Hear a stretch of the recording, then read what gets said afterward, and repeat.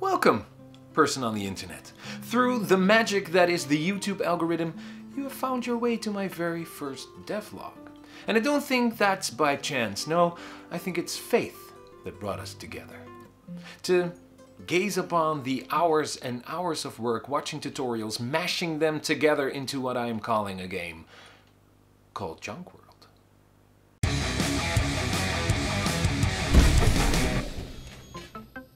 And no, it's not called Junkworld because it looks like junk, but because it all takes place in a literal world made of junk.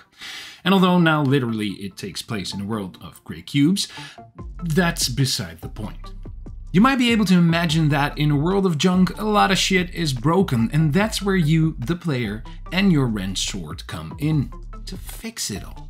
But fixing stuff requires a lot of parts, gadgets, and thingamajigs, and so you will need to scour the world for parts. And if you can't find them, well, you might just need the sword end of your wrench and take them. What I am envisioning now is Junkworld will be an action platformer with elements of card collection for the repairing.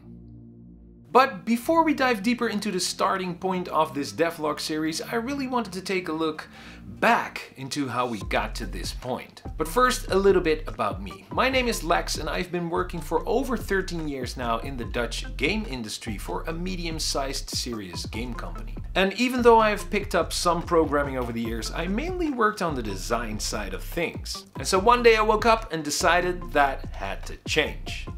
So at the end of 2021, I opened up Unity and started making a game.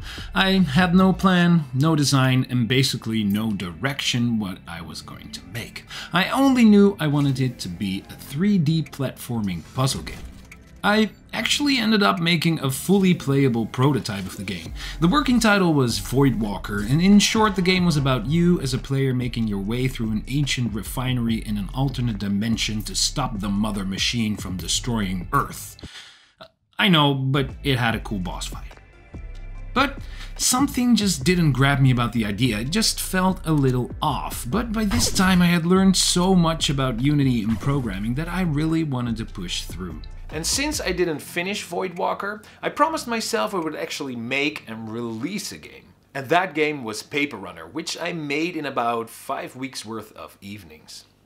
And I must say, this has been the most difficult thing I have ever done. When you want to ship a game, you need so much more than just a cool game. Backend programming, databases, account management, saving, loading, in-app purchases, and all those things I mostly took for granted in my years of game development, I now had to do and program myself. And believe me, there were times that I wanted to give up, especially when implementing Firebase, Google's cloud storage database solution. I was stuck for a good 5 days, but I pushed through and I actually released Paper Runner. So if you have an Android phone, you can actually download and play it, link in the description below.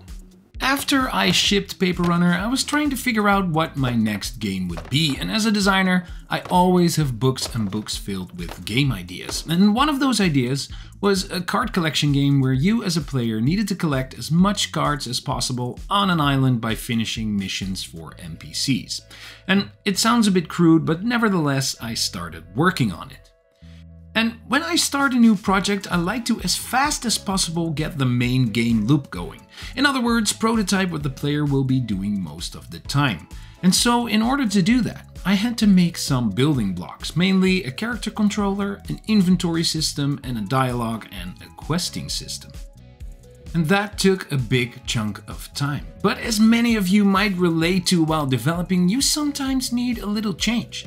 And so I decided to work on some world building. And I came across this amazing artwork by Alina Supran, and it really is the base for what the world of Junkworld is at this point. However, from that point on, I lost control a little. I fully dropped the card collection aspect and started working on a weird time-based repair minigame. And by the time I was done with that, I took a step back and I realized I really lost sight of what I was doing, and I was just making things for the sake of making things, which, don't get me wrong, is lovely for some time, but it doesn't really make for a good game. And again, I had learned a ton of new tricks and filled up my programming trick bag a bunch, but it just didn't feel good. And so, once more, I opened a new, fresh Unity project and started again, but this time with a plan. And I also wouldn't have to start from scratch, because in the past few months I had been writing tons of perfectly usable lines of code. And so I cherry-picked all the systems, script and mechanics I liked from my previous prototypes and put them together into what is Junkworld right now. And that's what we'll look into for the next devlog. But if you made it this far into the video, you might as well give it a like. And since this is my first video and I have 0 subscribers on the channel, why not hit that subscribe button as well? And if we make it to, say, 10 subscribers before the next devlog hits, then I'm buying everyone nuggets. For now, thanks for watching, and I'll see you in the next one.